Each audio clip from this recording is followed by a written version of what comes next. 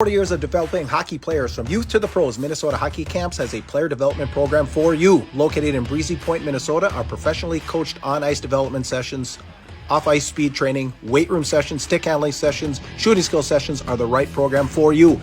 MHC takes great pride in its tradition with developing NHL players like Chris Stewart, Ryan Bugsy Malone, Scotty Hartnell, and TJ Oshie. Our dedicated staff is ready for you. Come check us out at MinnesotaHockeyCamps.com. Sign up for your chance to become the player you've always wanted to be. Hashtag who will be next. Cold showers, leaking pipes, furnace giving you the chills? Look no further. At Iron Range Plumbing and Heating, we've got you covered. From expert plumbing solutions to HVAC magic and all sheet metal work, we are your one-stop shop for comfort and reliability. Professional service from a team that cares.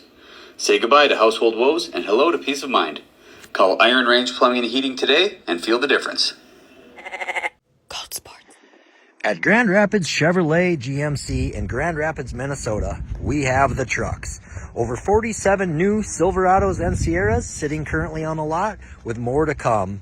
We have all the options: LT, RST, LTZ, High Countries, ZR2s. We have heavy duties. We have Sierra, SLT, Elevations, Denali's. We are equipped for the truck you are looking for. With great rebates currently, with up to $12,500 off on select models, now would be a great time to take advantage of savings and get yourself into a new truck today. Grand Rapids GM in Grand Rapids, Minnesota.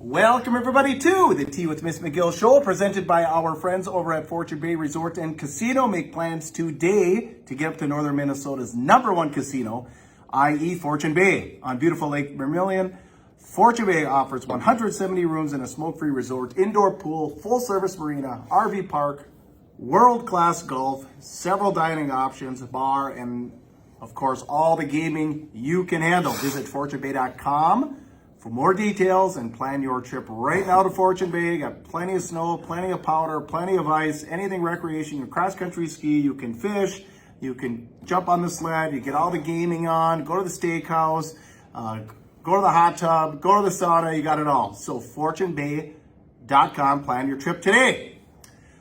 Okay, it is Puka speaking. It is the star of the show, Coach Reed Larson. Week 13, Coach, episode 104. Oh, I don't know how time goes by as fast as it does, but it's here. There is literally maybe 1 or 2 games that are going to be played here in the next day or two. Seedings are already set. I can't believe it.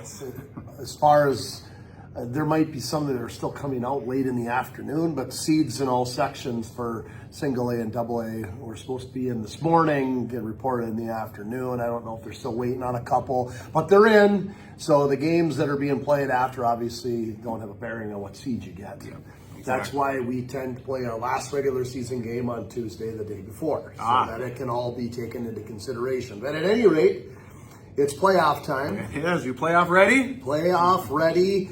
I've got my playoff beard ready. I see that. Looking good. One of the best ones in the league. Well, I'll tell you that.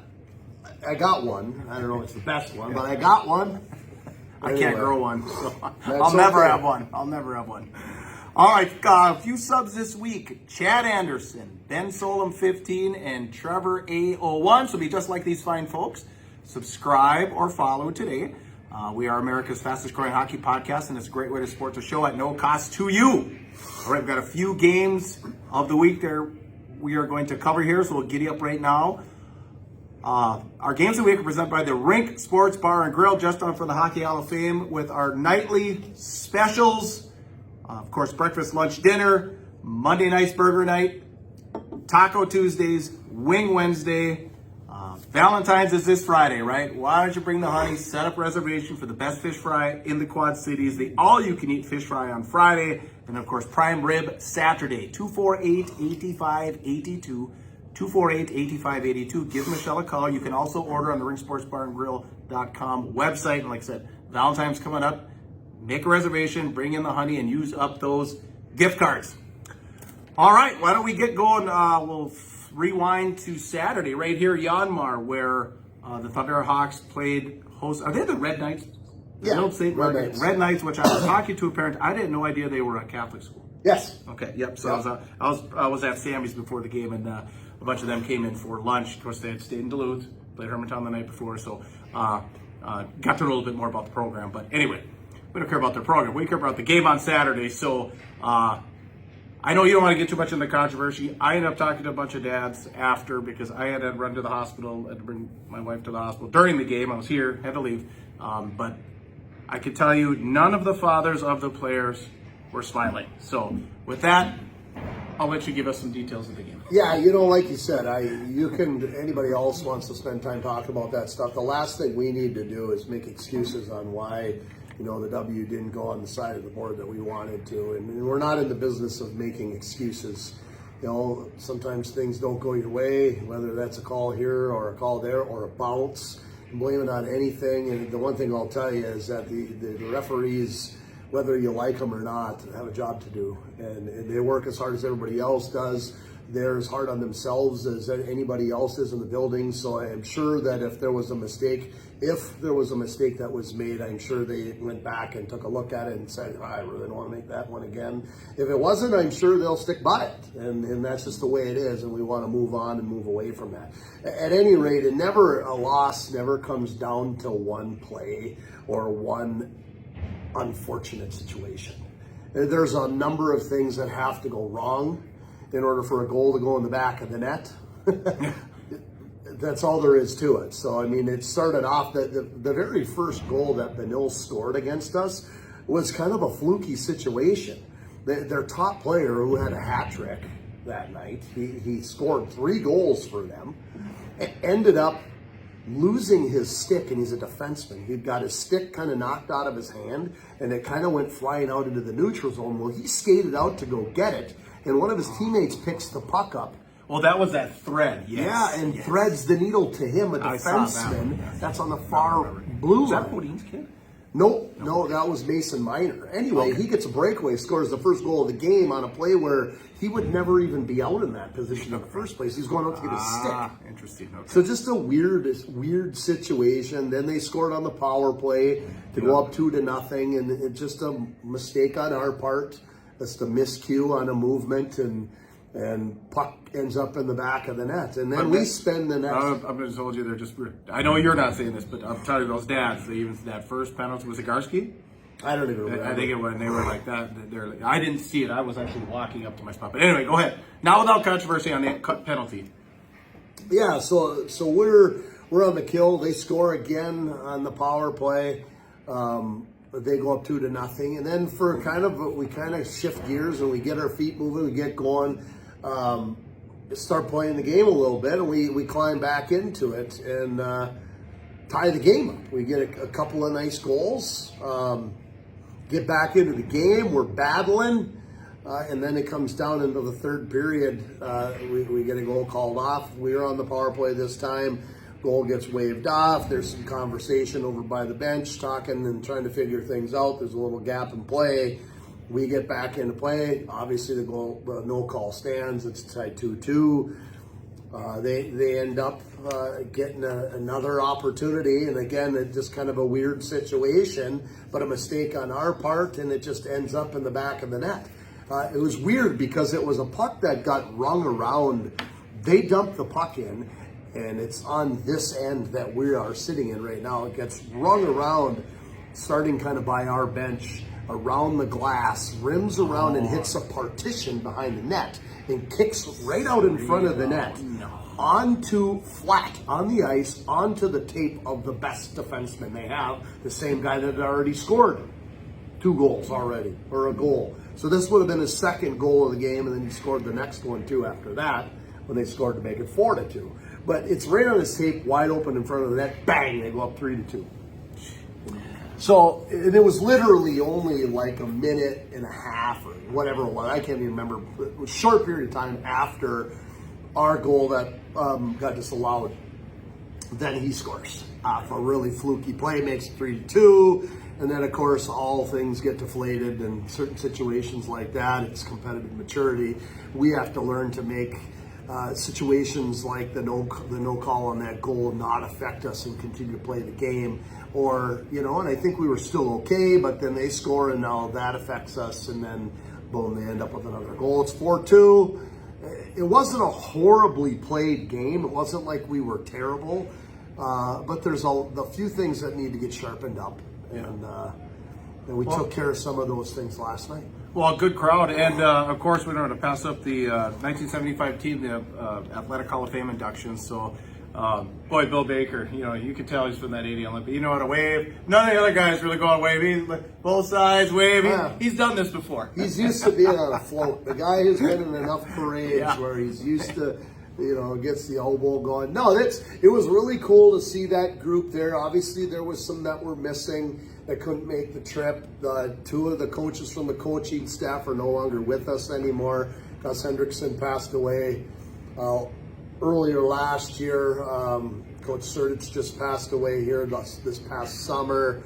His daughter Lori was here to stand in for him. But Nate was here. Jim Nelson, assistant coach Jim Nelson, former counselor at the high school Grand Rapids, was an assistant coach, and he was here. And he was up interviewing in between periods with Sheldon as well as Billy Baker, and they were talking. And it was really good to see that group of guys and see them get inducted. And that team was the first Grand Rapids high school team, not only in hockey but in any sport, to win a state championship. So obviously it started the tradition of excellence. It was where the name the Halloween Machine came from. And then, 3 state championships after that and many state tournament appearances. And this is a conversation that I love to have because my mom was really good friends. At the time, she was the cheerleading advisor for the cheerleaders for the girls hockey team. My mom was. Okay. And she was obviously at that state tournament, and I think my brother was in utero. She was pregnant with my brother at the time. But she always used to say after that state appearance, that first state appearance they had in 72, that Gus had turned to Surdy at one point in time and said, after all of the hoopla was all over with in 72 and then going into a couple more state appearances and before the 75, that he looked to Surdy one time on a bus ride home after the season was over and he said, I think we created a monster. Oh.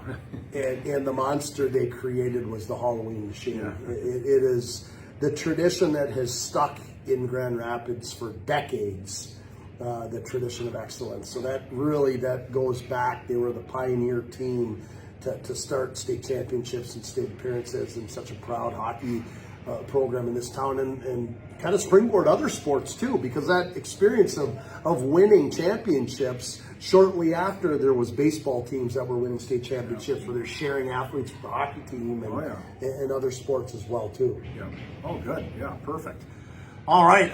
Congratulations to all of you guys. And was there Clafton? Is that Grant's dad? Yeah, it's Chocolate Clafton. He was the goalie, Grant's dad. Okay. Dan Clafton. Okay. There you go. Yep. So that's what I thought, but I wasn't sure. So yeah, congratulations to all of you. Okay, so now we're going to go back to last night. Chisholm Hibbing traveling to Cloquet. I didn't get to catch all of this because they had some streaming issues, but I did not see the first period. My understanding, 2-0 after the first. I'll throw it in the comments if I'm incorrect here, but it sounds like 2-0 after the first.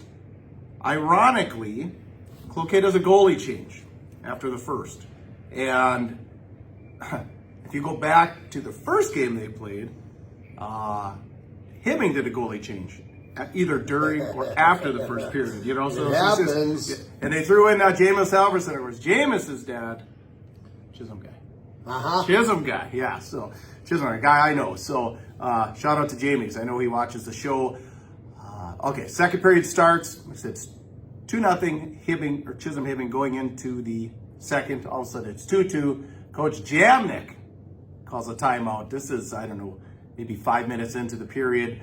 Calls the Jackets down. The Jackets actually, so what do we got there? This is the second period. It's 2-2 in the second. Yeah, 2-2 in the second. Okay. Yep. Good. So I had it right there. So, but like I said, feel free to add anything in the comments if you need to, because like I said, they had some streaming issues, so I could not find it. So 2-2 early in the second. Jackets go up 3-2 later in the second. The penalties, these Cloquet go Carleton with 8 penalties, Hibbing with 3, Nico Gentilini and Isaiah Hildenbrand, each with a pair of Genos. Shots end up 29-27 in favor of Cloquet Esco Carleton. However, Chisholm Hibbing prevails 5-2 down in Cloquet. Good matchup, got real intense at times, got real rough at times, some stuff after the whistle. I don't know if you got to catch any of that, because obviously you were coaching the game, but interesting contest, especially after, if you remember the first game, Hibbing was up at home 4-0, and they lose 9-5, 8-5, something like that. 8-4, 8-5, something like that. Well, what's really interesting, you talk about the physicality of the game, and people talk about what the difference maker is sometimes in games, and what could be the difference between a win and a loss. You just mentioned the penalties. Hibbing had 5 power plays and Cloquet had 4. Yeah.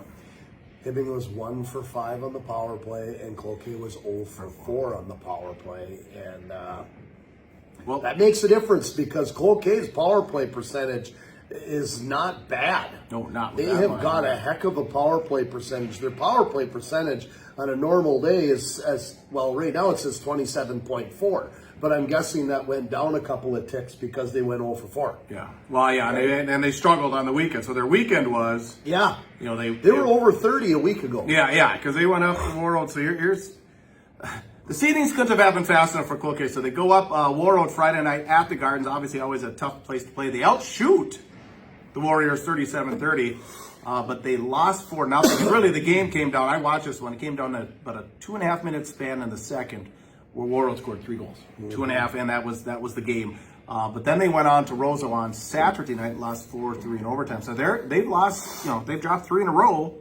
Like I said, tough time to get on a skid. They're in number 3 in the Care 11 poll. Like I said, the seeding's going to come fast enough. But we're going to talk about the season just a little bit here.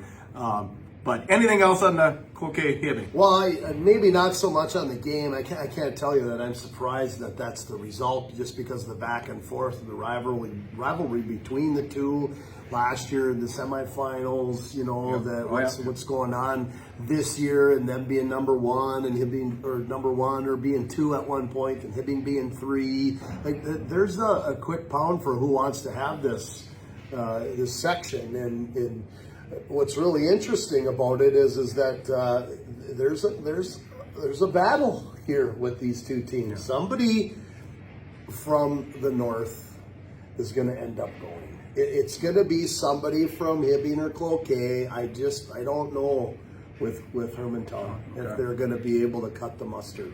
Okay. I don't know. There's a few things. I had some other things that were lingering in the back of my mind that might come up later. I might remember a few things that were going to come up.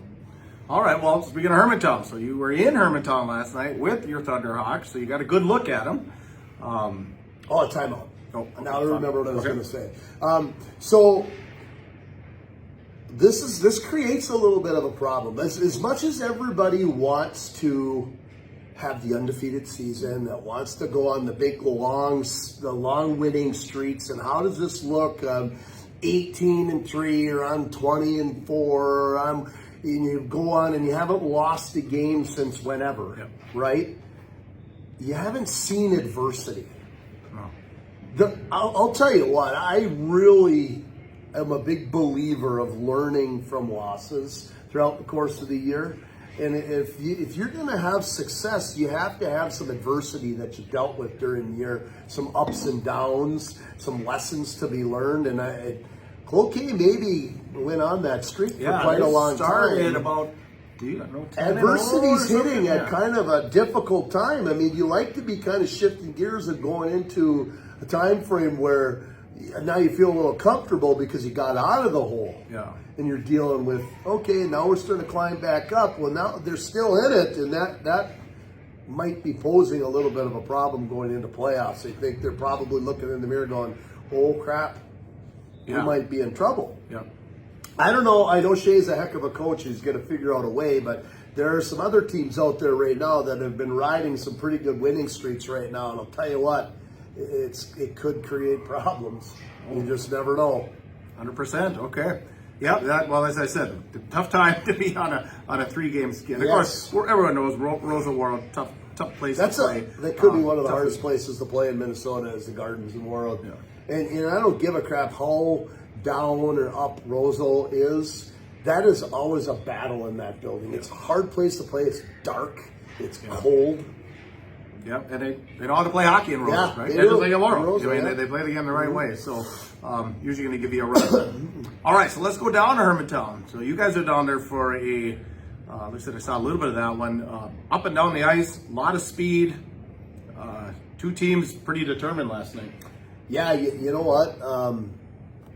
Hermantown's a heck of a team, and they've had some ups and downs this year too. And like I said, I'm going to give Hermantown a lot of respect the way they played last night, and I don't think we played horribly either. I think we were good defensively. I think we were really good in the nets last night. Ryder Miskovich was in there, had a hell of a game last night. Where we struggled last night was creating offense last night. We didn't get as many offensive opportunities as we could have. And, the shots, quite often, this has always been a natural problem when you go to Hermantown. It's like the guy that's on the shot clock falls asleep whenever the puck goes into Hermantown's end. I don't think the shots were 39-17.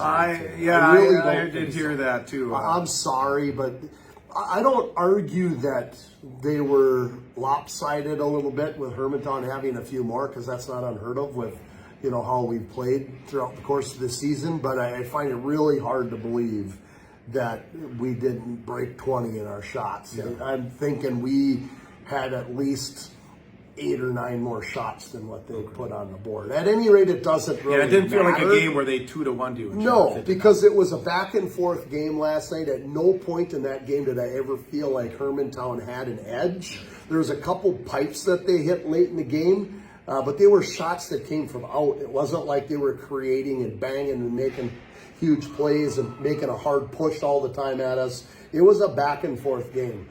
The chances that we had last night were shots that were close and in. Goalie made a nice save. There were scoring opportunities that we didn't capitalize on. And the one goal that we did score was on the power play where Luka Roloff walks it into the middle and absolutely pins it. Yeah. Upper left-hand corner, upper right-hand corner. It was an absolute laser beam. So there were other chances. We fanned on one in front of the net at the end of the game. It was right on Nate Garski's on his tape, and it flubbed right over his stick. It could have went in. It was his birthday last night. So I was kind of hoping that Nate was going to bury that one there for his birthday present to himself. But you know what? It was a well-played game last night. Both teams were very disciplined. There wasn't a whole lot of penalties called. I like that. The game was pretty physical. It was well played. It was fun to watch a couple of the players. River Freeman is a heck of a player to watch. He scored their goal on the power play. Nice pass from another really heck of a hockey player named Henry Peterson. Yeah. A couple really good players there. So it was fun to watch those guys play, and that was a good team. Yeah, that was a good team, and I think for us going in, which we'll talk about the seedings here in a couple of minutes. For us going in, there are really, especially the second half of the season, there really are not very many moments where we can say we were given the opportunity to take a break tonight. Our schedule provides us the opportunity to not take breaks during the season. Did it help us? I don't know. When we get into the seedings, I'll have a couple of opinions about how this shakes out, but at any rate, it is what it is, and we take pride in the schedule that we play. Sure. And that it prepares us for playoffs. And to be realistic with you, these 25 games during the season really mean not much at all. What the games that matter are the ones that are starting right now, because it's do or die. Yeah. You win, you get to go on. You lose, you go home and get out your golf clubs and start cleaning them off. Yeah. Right? So that's just the way it is. And the teams that are the most prepared come this time of year are the ones that are going to end up moving on. Oh, absolutely. Absolutely. All right, so speaking of moving on, we'll move on. Good time to squash the like button. We'll move on to the previews, where we will go over the section seedings here. Our previews are presented by Aspire Heating and Control, your local Bryant dealer, and Bryant is the official heating and cooling company of your Minnesota Wild. Aspire specializes in gas, electric, and hydronic heating and cooling systems for existing and new construction. Residential and commercial installations available. Services include forced air systems, boilers, heat pumps, mini splits. And of course, licensed and bonded. Give Justin a call, 218-999-5957. Doesn't look like it's going to warm up.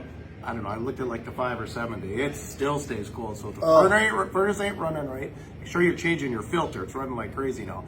But if there's any issues with your furnace going on right now, give Justin a call, 218-999-5957.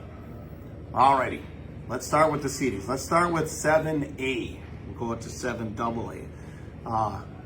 Cloquet, Hermantown, Hibbing, Proctor. Kind of the way we thought they would kind of fall in the top 4. I Falls, though, sneaking into 5th. Happy for them. North Shore 6th. Greenway 7th, and then the 8th will be a playoff game between Moose Lake and Ely. Like I said, I think for the Barn burner on Saturday. Barn burner on Saturday, yes, 2:15. Moose Lake higher seed. I think Moose Lake is the higher seed, yeah, because they're 12 and 11. So, the Rebels. So the Rebels. So, which is kind of an interesting. So that would be a Cloquet Moose Lake game. You got to think a lot of those kids know each other, right? I mean, that's right there. So it's like the Chisholm Hibbing Greenway Grand Rapids game. But any surprise, anything? Like I said, I think for the last few weeks we kind of had that. Yeah. That top 4 kind of. Well, I feel like the seeding already, the minds were made up, as to what the seeds were going to be in that section already a week ago. Yeah. Like you said, there might be some issues that Coach Walters and his staff are going to have to figure out before next week. Yeah, if they went another week when they played, different, because they're going to have to figure a couple of things out. But I think maybe this adversity now might be a little check. Let's check ourselves and look in the mirror here before we start. If this would have happened next week, you might have been done, right? Or the week after, on a Saturday at Amsoil, you might be done if things don't start shifting the way you should. Yeah. So I think you mentioned it just a little bit ago. Good thing that sections came when they did. It might have been saved by the bell for Cloquet to get that number 1 seed. Hibbing made a hard push, but they struggled, throughout the course of the season. In some games they should have won, they lost. They had a very tough January. Yeah, January was hard. January's tough. There's no way they're going to take that number 1 seed, even if they did beat Cloquet, which last night they did. Yeah. There was no way they're going to take that away. And Hermantown has been steady enough throughout the year at that number 2. They, for the most part, have beat teams they should beat and have lost to teams that are better than them. And tough schedule. And there's a couple of teams where it's like you pick them. It's kind of like the Spihar Twitter thing. You pick them. It's a horse apiece. Games that like last night.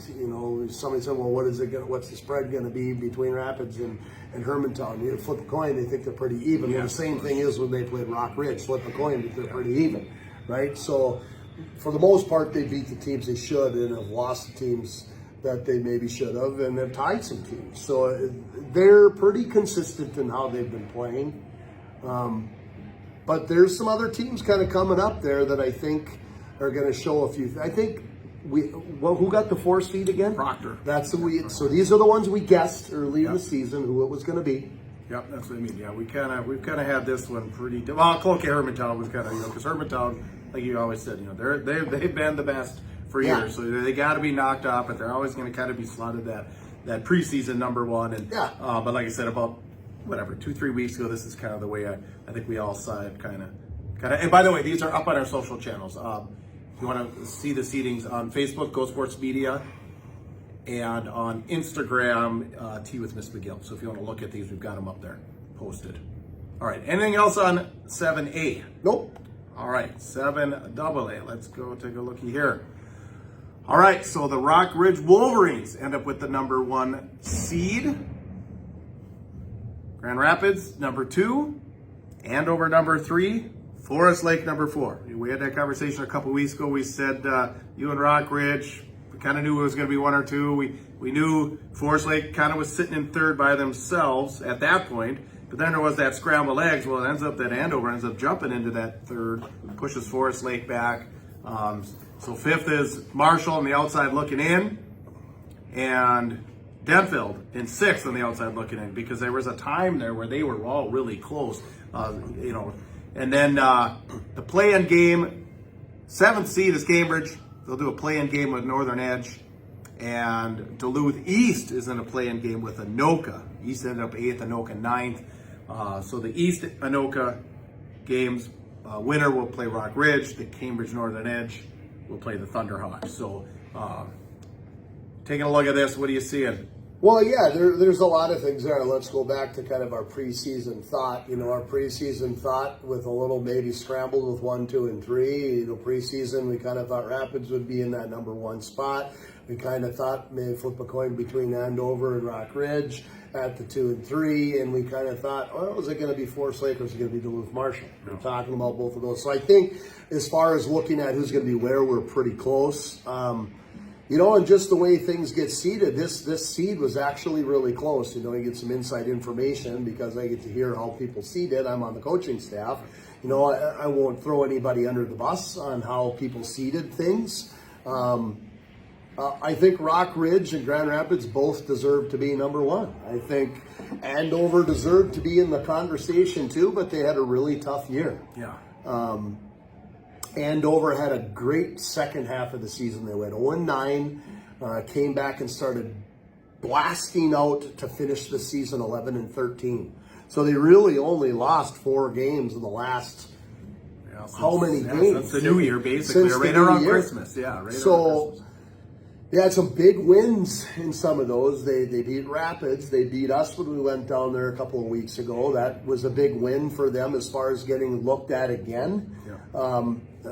Hey, we're having a better half of the year. They beat Rogers, which was a big win. But then there's a couple of things that kind of nullify a couple of those big wins, like who did you lose to during the year? Well, they lost to Duluth East earlier in the year. And again, Duluth East has only got 3 wins, and one of those 3 wins is against Andover. Right. So hard to put Andover ahead of the season that Rock Ridge had and that Grand Rapids had, even though they did head-to-head beat Grand Rapids. But they did end up in 3. With Grand Rapids, there's been some ups and downs throughout the season. Had some really quality wins that I'm sure there was some conversation, and I'm sure there was some bantering back and forth, comparing schedules when it comes to Rapids' schedule and Rock Ridge's schedule. You can't question Rock Ridge's record at 23-2. That's a hell of a record. It's a phenomenal winning season for Matt Niskanen in his first season as head coach. 20 wins in your first year, not bad. Yeah. And they haven't lost a game since December 14th or December 17th. Yeah, 13th, yeah. Yeah, they haven't lost a game. 2 months to the day. It's the 13th. They've had a couple of ties in there. They tied Rogers. They tied Grand Rapids. They've went into overtime a couple of times with teams and have won some overtime games. They've had some close calls. They had a close call the other night against Pine City. Pine City kind of took them to a pretty tough game. And last night, in a really close call, and a hot goaltender against Cambridge. Cambridge's goalie made 50 some odd saves last night. It was a 3-2 hockey game at the end of the game, and Cambridge wants to try to see if they can do something, pull their goalie, empty net goal, 4-2, and apparently the other one was an empty net goal. Okay. Now this is something that I heard from today, and I didn't get all of that, so if I'm wrong, correct me. But that's what I say, sometimes at the end of the year, if you haven't had some adversity, maybe that's the adversity they saw, and it might be a wake-up call for Rock Ridge going into the playoffs. Like, you know what I mean, up and down. But so the way it worked with 1 and 2 today is that there are a number of tiebreakers. The way the vote goes, you get so many points for where you get seeded with other teams. There was a tie for the number 1 seed between Grand Rapids and Rock Ridge. They go through the 3 or 4 different tiebreakers. It got to the 4th tiebreaker. Really? And the 4th tiebreaker on paper is QRF, and they have a higher QRF than we do. So at any rate, then again, we always talk about how our schedule benefits us at the end of the year because we're playing, and we always hope that when teams are seeding us to take into consideration our schedule, which I think everybody did. I don't think that was the point on that, but what sometimes does hurt us is if we play that difficult schedule, we're going to dump some of those games. And that doesn't help us with the QRF. So, sometimes if you play some of those games that aren't as difficult, you get easier and you win them all, then that's going to help you with the QRF. Yeah. So, it's a horse apiece. Yeah. You take some of those, and I know that this isn't with teams, it's not always what you want to do. It's with Coach Niskanen, and this is the schedule that he was given before he got the job. Yeah, right. And I know he's been out there trying to get teams to be added to that schedule and try to improve it. I know he's been out talking to teams, and I'm going to tell you for next year, if you're going to be a legitimate team out there and you want to look at who the top teams are in the section, then you better put Rockridge on your schedule if you think that you're legitimate, right? Get them on there because they're not going anywhere. I don't think they're going to be planning on leaving AA at any time soon. I could be speaking out of turn, but that isn't their fault. They play the schedule that they play. It's having to build in and get those and convince teams to put you on it. Sure. But we have worked hard in Rapids to get the schedule that we have, and we've been able to maintain it for decades of difficult games and seasons, and sometimes you only come out of it with 10 wins on the year, 8 wins on the year when we're having a rough year. And this year we actually have a better record than we had last year before going to the state tournament. Oh, okay. So that being said, I look forward to some interesting things happening in Section 7 AA. Yeah. I'm going to tell you this much right now.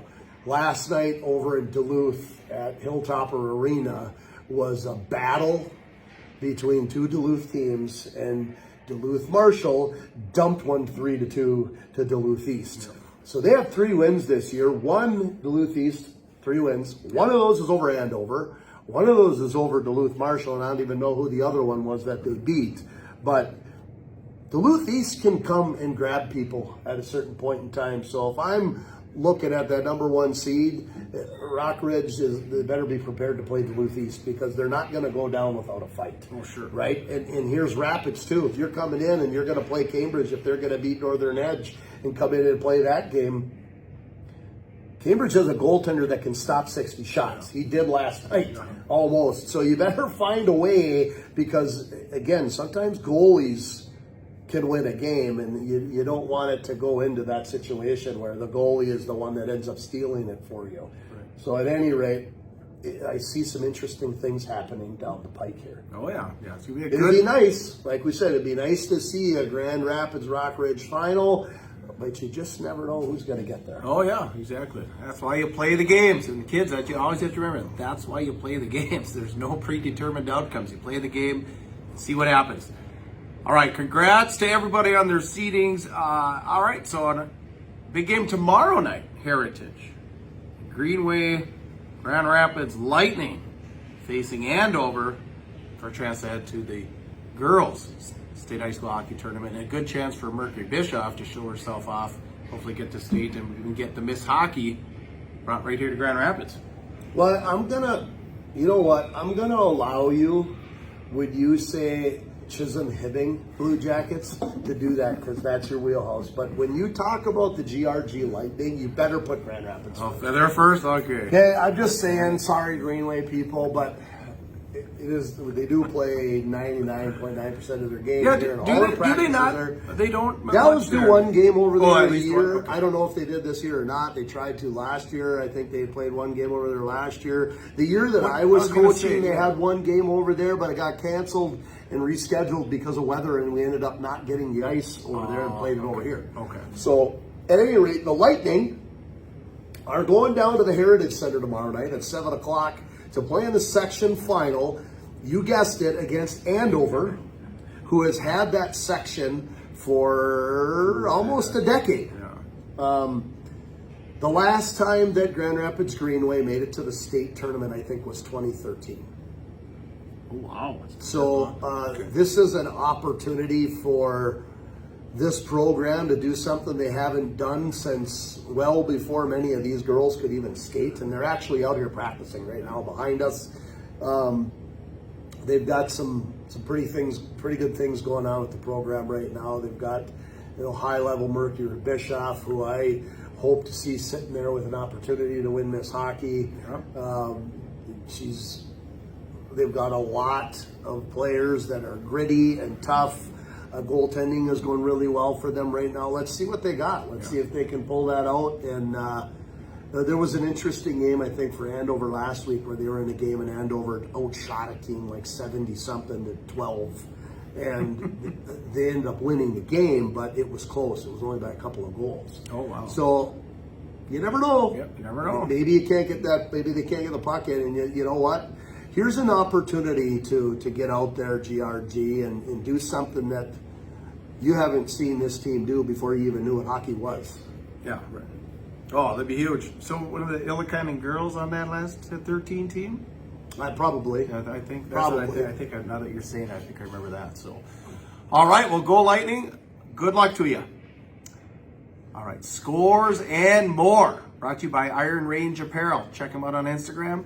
Check them out on Facebook. New location next to the Super One, right on Highway 53, the Gift Buyer's Paradise. Like we said, Valentine's is coming on Friday. So get out there and get a little something for your sweetie at Iron Range Apparel. Where's my, I don't even have, ODR line, all the ODR stuff. They got the baseball caps, sweaters, hoodies, all that good stuff. So 741-5138, like I said, right next to Super One, on Highway 53, the Gift Buyer's Paradise, Iron Range Apparel.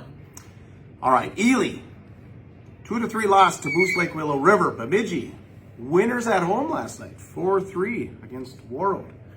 So They're the number 2 in there. In Yeah. their section, number 2, Bemidji, Moorhead, number 1. Number 1, yeah. Moorhead's got 1 loss of the season. Yeah, Lost to Wayzata first game of the year, and they won every game. So. Jeez, that's incredible. Yeah, 3 unanswered in the second for the Lumberjacks. 17-5-2. I told you earlier they're still my dark horse pick in Section 8. Warroad, 4-0 winners over East Grand. Denfeld, 7-4 victors over Proctor. Proctor 5-1 victors over North Shore. Duluth East with the win over Marshall. North Shore, 3-0 winners over Ely. 16-8 I Falls, 9-3 winners over Wadena Deer Creek. Marshall, 5-2 winners over Proctor. The Green Ray Raiders back in winners column, 5 RIP winners over Park Rapids. Rock Ridge, 2 wins on the weekend. So like I said, 23-2 record. They haven't lost in 2 months. 18 games unbeaten. The Wilderness of Eveleth down 2-1 by the Wilmer Warhawks.